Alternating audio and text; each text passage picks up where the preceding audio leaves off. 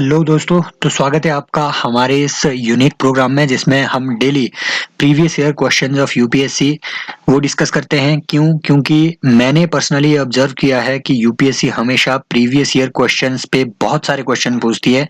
Directly आप 40 to 50 marks का gain इसमें कर सकते हैं, क्योंकि I was also able to score around 125 plus marks in this year prelims 2022, जो कि अब तक का सबसे टफेस्ट माना जाता था। तो इस प्रोग्राम में हम डिस्कस करते हैं वो सारी टेक्निक्स, वो सारे कंपैरेटिव मेथड्स, लॉजिकल रीजनिंग के मेथड्स और कुछ एलिमिनेशन के मेथड्स जिनका यूज करके आप यूपीएससी में अच्छे मार्क्स ला सकते हैं। साथ में हम एक एक तरीके का एक तरीके का एक रिवर्स इंजीनियरिंग का प्रोसेस भी इसमें करते हैं कि जो आपके ऑप्शंस दिए होते हैं हम उस पर रिसर्च करते हैं ताकि वो टॉपिक आपका अच्छे से क्लियर हो सके। और usually concept based question UPSC PYQ से पूछता ही है। तो पहला क्वेश्चन आज का मनी मल्टीप्लायर पे है दोस्तों, पूछा हुआ है सिंपल क्वेश्चन जो कि रिपीट हुआ है 2019 से। राइट, मैंने डिस्कस भी किया हुआ है। आई थिंक ये आपने जो जो भी मैंने मॉनेटरी एग्रीगेट्स वाला एक अपना लेक्चर लिया था उसमें मैंने 2019 का प्री का एक क्वेश्चन मनी मल्टीप्लायर पे डिस्कस किया था। ये डायरेक्टली वहां से आया हुआ है, इसीलिए पीवाईक्यूज दोस्तों इंपॉर्टेंट है। 2021 का ये क्वेश्चन है जो रिपीट हुआ है। तो सिंपल पूछा हुआ है कि मनी मल्टीप्लायर इकोनॉमी में कैसे बढ़ेगा। क्या कैश रिजर्व रेशो बढ़ाने से मनी मल्टीप्लायर बढ़ेगा? नहीं। सिंपल इसका आंसर है दोस्तों, जब भी मनी मल्टीप्लायर की वो बात कर रहा हो याद रखना बैंकिंग हैबिट लोगों की जितनी ज्यादा इंक्रीज होगी उससे आपका मनी मल्टीप्लायर बढ़ेगा। दोस्तों ये कैसे? मनी मल्टीप्लायर का सिंपल मतलब होता है कि एक ही मनी, राइट, आपका जो पैसा है एक ही मनी वो कितना ज्यादा राउंड कर रहा है, कितनी ज्यादा सर्कल्स काट रहा है इकोनॉमी में। फॉर एग्जांपल इसको इस तरीके से कुछ समझिए कि आपके पास जो पैसा है वो आप गए बैंक के पास, आपने बैंक के पास वो डिपॉजिट में दिया, बैंक ने वही पैसा, आपका वही पैसा आगे लेंड किया लोगों को, राइट। मान लो एनबीएफसी को लैंड किया वो, राइट। वही पैसा एनबीएफसी ने आगे किसी मैन्युफैक्चरर को दिया, उसे वो लोन दिया गया मैन्युफैक्चरर को। मैन्युफैक्चरिंग ने उसी पैसे से मैन्युफैक्चरर ने अपने लेबरर्स को पे किया। आप ही का पैसा घूम रहा है। जितना ज्यादा ये पैसा घूमेगा उतनी ज्यादा इकोनॉमी में डिमांड क्रिएट होगी, उतनी ज्यादा इकोनॉमी में एक्टिविटी बढ़ेगी। तो जितना ज्यादा मनी मल्टीप्लायर होगा इट मीन्स इकोनॉमी की ग्रोथ उतनी ज्यादा बढ़ेगी।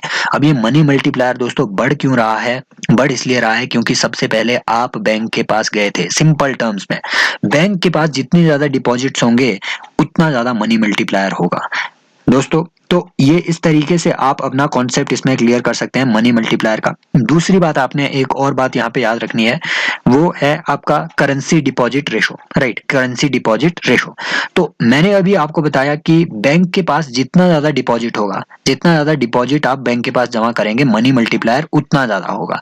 इट मीन्स लोगों के पास फिजिकल कैश या करेंसी जितनी ज्यादा होगी उतना कम मनी मल्टीप्लायर होगा। क्यों? क्योंकि लोग डायरेक्टली थोड़ी ना लेंड कर रहे हैं, राइट। बैंक लेंड कर रहा है, इट मींस लोगों को अपनी करेंसी बैंक को देनी होगी, डिपॉजिट के रूप में रखनी होगी, तभी जाके मनी मल्टीप्लायर बढ़ेगा। इट मींस जितनी ज्यादा करेंसी डिपॉजिट रेशो होगी मनी मल्टीप्लायर उतना कम होगा, राइट। तो इसका राइट आंसर सी है कि अगर लोगों की बैंकिंग हैबिट्स वो बढ़ेगी तो आपका मनी मल्टीप्लायर बढ़ेगा। इससे ज्यादा इसमें रिसर्च करने की कोई जरूरत नहीं है। एक बार मॉनेटरी एग्रीगेट्स पढ़ लेना, अगर वो समझ ना आए तो मैंने इस पे डायरेक्टली एक मनी मल्टीप्लायर और मॉनेटरी एग्रीगेट्स के बीच का जो लिंक है वो मैंने स्टेब्लिश किया हुआ है। इस पे ऑलरेडी एक लेक्चर मैंने प्रिकोनॉमी की सीरीज में लिया हुआ है, आप जाकर के देख सकते हैं वो पूरी प्रिकोनॉमी की प्लेलिस्ट। नेक्स्ट आता है दोस्तों आपका एक क्वेश्चन बहुत इंपॉर्टेंट क्लासिक, आपका कॉन्सेप्ट बेस्ड यूपीएससी ने क्वेश्चन पूछ लिया था 2021 में कि जो डिमांड पुल इन्फ्लेशन है ये किस वजह से इंक्रीज हो सकता है। दोस्तों हमें पता है इन्फ्लेशन का मतलब है कि आपकी करेंसी के कंपैरिजन में गुड्स और सर्विसेज की वैल्यू बढ़ जाना, राइट। इट मींस आप आज 1 रुपए से अगर एक बिस्कुट खरीद पाते थे तो अब उसी एक बिस्कुट को खरीदने के लिए अगर आपको 2 रुपए देने पड़ रहे हैं, इट मींस 100% इन्फ्लेशन आ गया है, राइट। तो उसे हम कहते हैं जनरल प्राइस राइज को हम कहते हैं इन्फ्लेशन। तो ये इन्फ्लेशन दो तरीके का हो सकता है, डिमांड पुल भी हो सकता है, सप्लाई साइड का भी हो सकता है। डिमांड की वजह से इट मींस कि अगर इकोनॉमी में डिमांड बढ़ जाए चीजों की, लोगों के पास पैसा ज्यादा आ जाए तो लोग डिमांड बढ़ा देंगे, लेकिन प्रोड्यूस तो उतनी ही हो रही है वो चीजें। इट मींस पैसा ज्यादा है लोगों के पास बट चीजें कम है, और जो चीज कमी है, जिस चीज की स्कार्सिटी है उसका प्राइस तो बढ़ेगा। तो डिमांड की वजह से भी आपका इन्फ्लेशन बढ़ता है और सप्लाई की वजह से भी, सप्लाई साइड से भी आपका इन्फ्लेशन बढ़ सकता है। क्यों? क्योंकि भैया मार्केट में सप्लाई ही कम है, डिमांड उतनी है बट सप्लाई घट गई है, इस वजह से भी गुड्स एंड सर्विसेज के प्राइसेस बढ़ सकते हैं। That is about demand side and supply side. यहाँ पूछा हुआ है कि डिमांड पुल इन्फ्लेशन कैसे बढ़ सकता है इकोनॉमी में। सिंपल सा एक क्वेश्चन है कि expansionary policy. Yes, expansionary policy का मतलब होता है कि अगर आरबीआई ने अपना जो इंटरेस्ट रेट है इसको डिक्रीज कर दिया, इंटरेस्ट रेट अगर आरबीआई ने अपना डिक्रीज कर दिया, इसका मतलब होता है कि लोग अब सस्ता लोन लेने लगेंगे, और लोग अगर सस्ता लोन लेने लगेंगे तो वो उतनी ज्यादा कार लेंगे भैया, कार लोन सस्ता हो जाएगा, घर लोन सस्ता हो जाएगा, और चीजें सस्ता हो जाएगी, डिमांड बढ़ जाएगी, लेकिन सप्लाई उतनी ही रहेगी, इन्फ्लेशन बढ़ जाएगा। तो स्टेटमेंट 1 करेक्ट है। फिस्कल स्टिमुलस, फिस्कल स्टिमुलस बिल्कुल, सरकार अगर लोगों को पैसा देगी, उनके हाथ में पैसा देगी, स्टिमुलस देगी, लोगों को फ्री में पैसा बांटेगी, तो इससे भी आपका इन्फ्लेशन बढ़ेगा, क्योंकि डिमांड राइज होगी, लोगों के हाथ में पैसा आ गया है। इन्फ्लेशन इंडेक्सिंग और वेजेस, ये आपको सिर्फ कंफ्यूज करने के लिए इसमें दिया हुआ था। यही बात दिखाती है कि यूपीएससी में हर ऑप्शन को आपको नहीं पढ़ना है, एलिमिनेट जो यहाँ इससे करना था वो था राइजिंग इंटरेस्ट रेट। क्योंकि अगर इंटरेस्ट रेट में राइज हुआ, इट मीन्स कॉन्ट्रैक्ट हो रही है आपकी फिस्कल पॉलिसी।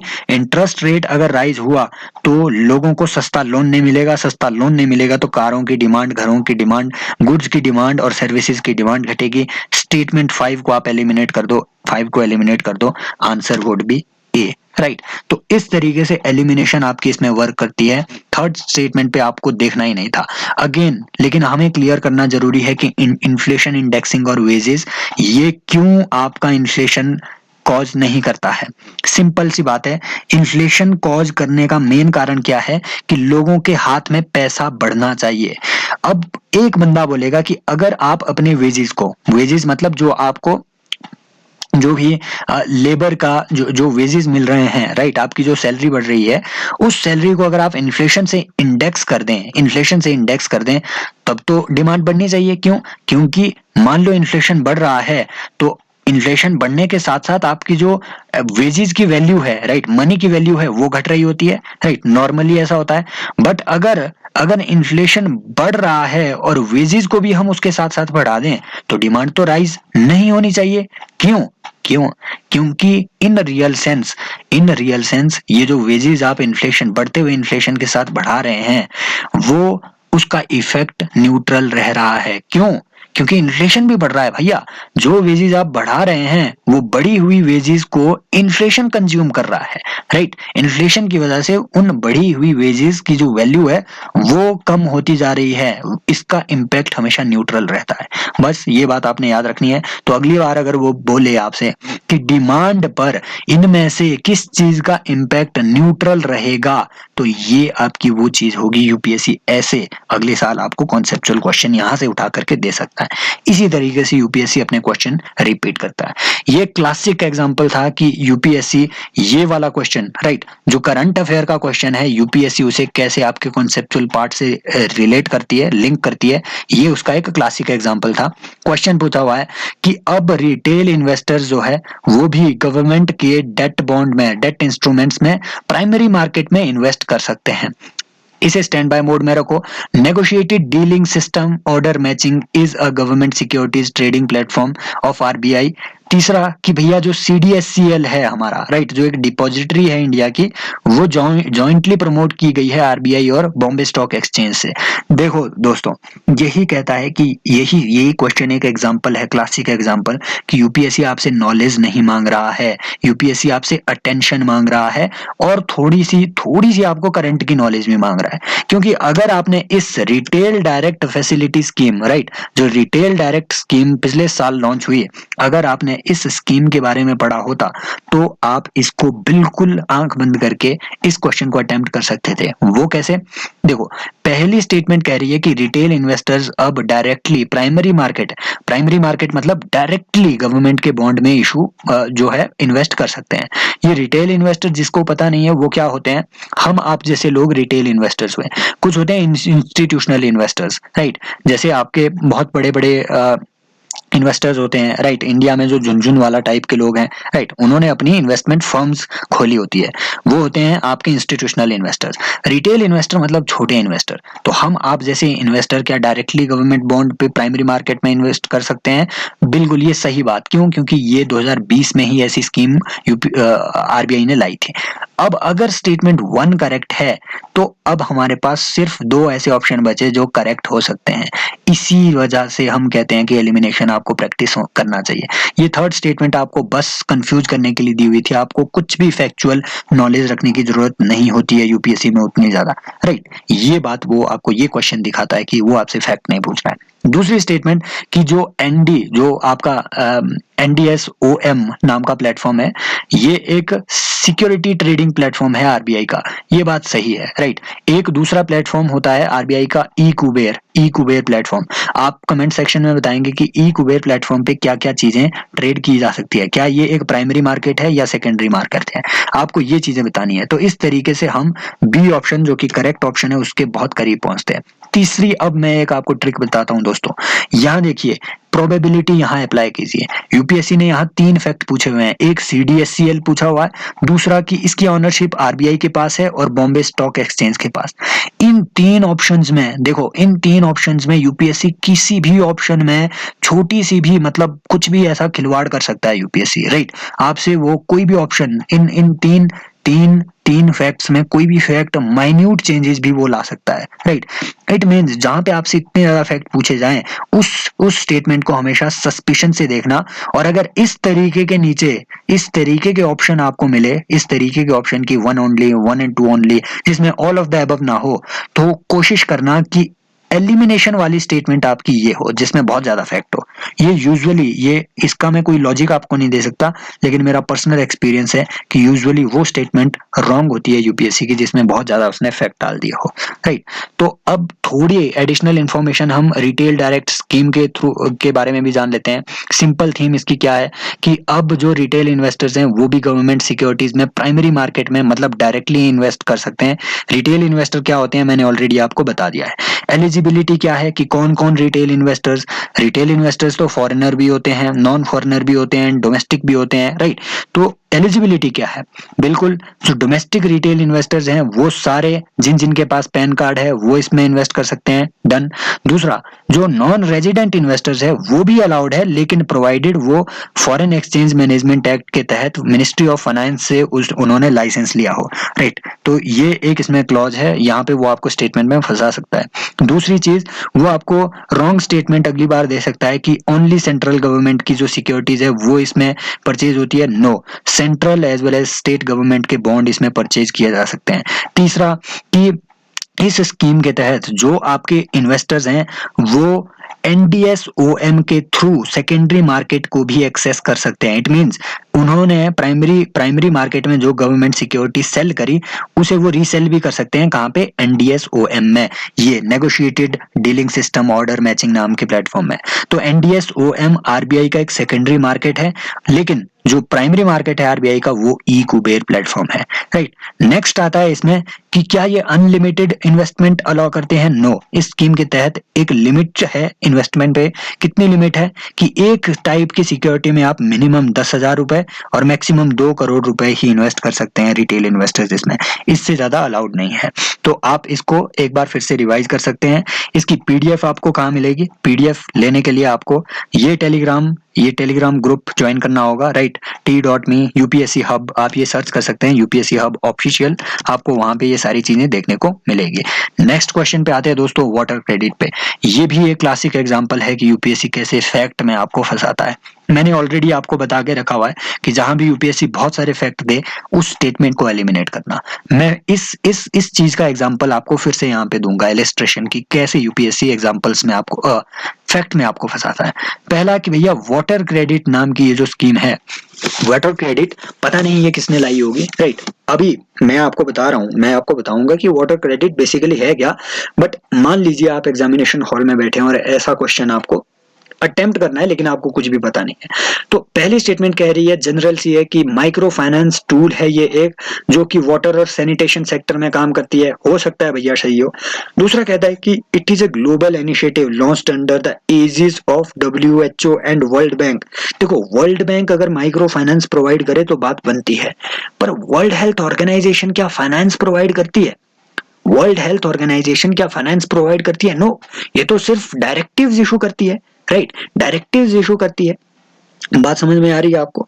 क्योंकि वर्ल्ड हेल्थ ऑर्गेनाइजेशन तो अपने ही उनके जो फाइनेंसेस होते हैं ऑर्गेनाइजेशन रन करने के लिए, उन फाइनेंसेस के लिए भी वो यूएसए जैसी कंट्री, चाइना जैसी कंट्रीज पे डिपेंडेंट है। और अभी रिसेंटली कितना क्राइसिस चला था डब्ल्यूएचओ पे। सिंपली वो आपसे ये लॉजिक पूछ रहा है कि क्या आप ये फैक्ट कैच कर पाते हो? और मैंने आपको ऑलरेडी बताया यहाँ 3 फैक्ट है अगेन, कि ये क्या एक ग्लोबल इनिशिएटिव है या इंडियन इनिशिएटिव है, यहाँ भी वो आपको फंसा सकता है। ये डब्ल्यूएचओ का है या वर्ल्ड बैंक का है, यहाँ पे भी आपको वो फंसा सकता है। तो यहाँ प्रोबेबिलिटी है 3/4 प्रोबेबिलिटी है कि ये रॉन्ग हो सकती है, राइट? इसे एलिमिनेट कर दो फैक्चुअल स्टेटमेंट को। अगेन आपका राइट आंसर सी ही है। मैंने ऐसे इसे एलिमिनेट किया था and it worked out for me, right? And it aims to enable the poor people to meet their water needs without depending on subsidies. ये बिल्कुल एकदम सही बात है, करेक्ट स्टेटमेंट है। तो इस तरीके से आपकी ट्रिक्स इसमें हेल्प करती है। अब मैं आपको बता देता हूँ कि वाटर क्रेडिट एक water.org नाम की एक ऑर्गेनाइजेशन है, उन्होंने ये अपना राइट एक इंडिपेंडेंट ऑर्गेनाइजेशन है, उन्होंने ये एक ग्लोबल इनिशिएटिव लॉन्च किया था। लेकिन हमें यहीं नहीं रुकना है दोस्तों, हमें ग्रीन क्रेडिट स्कीम जो गवर्नमेंट ऑफ इंडिया ने 2020 में लाई थी, इसे भी स्टडी करना है। एक बार अच्छे से स्टडी इसको कर लीजिएगा, क्वेश्चन इससे बन सकता है मेंस पे भी और प्रीलिम्स में भी, क्योंकि ये बहुत इंपॉर्टेंट है। क्यों इंपॉर्टेंट है? क्योंकि इट अलाउज कि जो आपके फॉरेस्ट है उसको एक कमोडिटी के तौर पे आप ट्रेड कर सको। वो कैसे दोस्तों? जब भी किसी इंफ्रास्ट्रक्चर कंपनी को राइट जमीन खरीदनी होती है, तो उसमें वो फॉरेस्ट लैंड भी खरीद लेते हैं कई बार, और फॉरेस्ट उसमें बहुत डिस्ट्रॉय होता है। बट इंडिया में अगर हमें अपने जो जो जो भी हमारी जो ऑब्लिगेशंस है राइट, जो हमारे ग्रीन ऑब्लिगेशंस है राइट, जैसे हमारा पंचामृत ऑब्लिगेशन हुआ, वो भी तो हमें फुलफिल करने हैं। सस्टेनेबल डेवलपमेंट भी तो लाना है, इट मींस हमें फॉरेस्ट को भी प्रिजर्व करना होगा। इसीलिए सरकार ने एक स्कीम लाई। स्कीम के तहत बोला गया कि जो भी आपकी प्राइवेट एजेंसी है, नई कंपनी आप खड़ी कर दो, राइट? या फिर विलेज की जो फॉरेस्ट कम्युनिटी है, ये अपना ऐसा काम कर सकते हैं कि जो बैरन लैंड्स हैं राइट, जो बैरन लैंड्स हैं उन लैंड्स पे ये फॉरेस्ट उगा सकते हैं, उनको रजिस्टर कर सकते हैं 3 साल बाद, राइट? जैसे ही उन्होंने वहां पौधे उगाए उस बारन लैंड में, उसको 3 साल के बाद वो एक कंपेंसेटरी फॉरेस्ट के तौर पे रजिस्टर कर सकते हैं, और उसका एक सर्टिफिकेट वो उन कंपनीज को बेच सकते हैं और वहां से इनकम कमा सकते हैं। वो लोकल पीपल उन कंपनीज को वो सर्टिफिकेट बेच सकते हैं जिन्होंने कहीं पर भी राइट, कहीं पर भी फॉरेस्ट को डैमेज किया हो अपने प्रोजेक्ट के लिए, राइट? इस तरीके से क्या होगा, वो कंपनी अपने ग्रीन क्रेडिट के जो ऑब्लिगेशन है उनपे, ग्रीन क्रेडिट के जो टारगेट्स है उनपे, जैसे कंट्रीज पे भी टारगेट होते हैं राइट, क्योटो प्रोटोकॉल के तहत राइट, ग्रीन क्रेडिट के जो टारगेट्स है राइट, वो कंपनीज पे भी होते हैं, कंट्रीज पे भी होते हैं। तो जो कंपनीज पे कंपेंसेटरी ऑफोरेस्टेशन के टारगेट है और ग्रीन क्रेडिट्स के टारगेट है, उन टारगेट्स को वो अपने सर्टिफिकेट्स के थ्रू, उन सर्टिफिकेट्स के थ्रू वो ऑफसेट कर सकते हैं जिनको उन्होंने इन विलेज कम्युनिटीज से या फिर स्पेशल कंपनीज से खरीदा हुआ है। कंपनीज ने क्या किया या विलेज कम्युनिटीज ने क्या किया, उन्होंने सिंपली एक फॉरेस्ट डेवलप किया राइट, फॉरेस्ट डेवलप किया और बाकी इंफ्रास्ट्रक्चर कंपनीज को वो बेच दिया उसका एक सर्टिफिकेट। सिंपली ये एक सर्टिफिकेट की ट्रेडिंग स्कीम है राइट, फॉरेस्ट ट्रेडिंग स्कीम आप इसे कह सकते हैं, इंपॉर्टेंट है, कहीं पे भी आप मेंस में भी इसे कोट कर सकते हैं। ये कॉन्सेप्चुअल क्वेश्चन था दोस्तों। अगेन मैं कहता हूं ये पीवाईक्यू से डायरेक्टली आया था। मैं अभी रिकॉल नहीं कर पा रहा हूं कौन से ईयर का पीवाईक्यू था, लेकिन सिमिलर एक क्वेश्चन प्रीवियस ईयर्स में भी पूछा गया कि आरबीआई को lender of the last resort क्यों कहा जाता है। आई थिंक ये सीपीएफ में पहले क्वेश्चन पूछा गया था, इसीलिए यूपीएससी के बाकी एग्जाम्स के क्वेश्चंस भी इंपॉर्टेंट है। Lender of the last resort bank को राइट, आरबीआई को सिंपली इसलिए कहा जाता है क्योंकि ये उन बैंकों को लिक्विडिटी या फिर फाइनेंसिस प्रोवाइड करता है शॉर्ट टर्म में, जिनके पास टेम्परेरी फाइनेंशियल क्राइसिस होता है। मींस जिन बैंकों के पास पैसा नहीं बचा वो जाते हैं आरबीआई के पास, वहां से वो पैसा लेते हैं रेपो ऑपरेशन के थ्रू या फिर दूसरे ऑपरेशंस के थ्रू राइट, जैसे आपका मार्जिनल स्टैंडिंग फैसिलिटी वगैरह हो गया, MSF रेट वगैरह हो गया, उनके थ्रू वो RBI से पैसा लेते हैं। सिंपल यहाँ पे जो आंसर है वो स्टेटमेंट 2 है, राइट। अब हमें ये भी डिस्कस करना है कि जो आपकी स्टेटमेंट 3 है वो राइट स्टेटमेंट क्यों नहीं है, कि गवर्नमेंट को जो RBI फाइनेंस प्रोवाइड करते हैं, क्या उसके लिए भी RBI को lender of the last resort कहा जा सकता है? इट मींस क्या गवर्नमेंट एक लास्ट रिजॉर्ट की तरह RBI को देख सकती है? नो। क्यों? क्योंकि ऑलरेडी हमने, अगर आपको याद होगा, कल के या परसों के लेक्चर में हमने डिस्कस किया था FRBM act, right. FRBM act, उस एक्ट के तहत गवर्नमेंट्स की बोरोइंग प्रोग्राम पे बंदिश लगा दी गई। अब सरकारें नॉर्मल सर्कमस्टांसिस में RBI से डायरेक्ट बोरो नहीं कर सकती है, वो RBI को डायरेक्टली अपनी गवर्नमेंट सिक्योरिटी बेच नहीं सकती है। तो इस तरीके की डायरेक्ट फाइनेंसिंग थ्रू RBI अब अलाउड नहीं है FRBM एक्ट के तहत, ये ऑलरेडी हम डिस्कस कर चुके हैं। इसीलिए स्टेटमेंट 3 तो इनकरेक्ट है। स्टेटमेंट 1 भी इनकरेक्ट है। क्यों? क्योंकि जो इंडस्ट्री बॉडीज हैं, राइट, मान लीजिए lending to the trade and industry bodies when they fail to borrow from other sources, industry bodies को वो RBI डायरेक्टली कभी भी लेंड नहीं करती है। RBI देती है बैंकों को पैसा, बैंक बांटते हैं आगे, राइट। तो इस तरीके से आपकी जो स्टेटमेंट 2 है वही करेक्ट होती है। तो इन सभी की अगर आपको PDF चाहिए तो टेलीग्राम चैनल का लिंक आपको डिस्क्रिप्शन में भी मिल जाएगा, otherwise the UPSC hub search कीजिएगा, राइट। टेलीग्राम पे ऑफिशियल जो चैनल है उसमें आपको इसका, कल मैं इसकी PDF आपको अपलोड कर दूंगा ताकि आप ये सारी चीजें रिवाइज भी कर सको। Happy learning guys. अगर ये थोड़ा भी हेल्पफुल है तो थोड़ी सपोर्ट कीजिए, शेयर कीजिए। मैं अभी ग्रोइंग फेज में हूँ, I need your support. Thank you, take care, bye bye.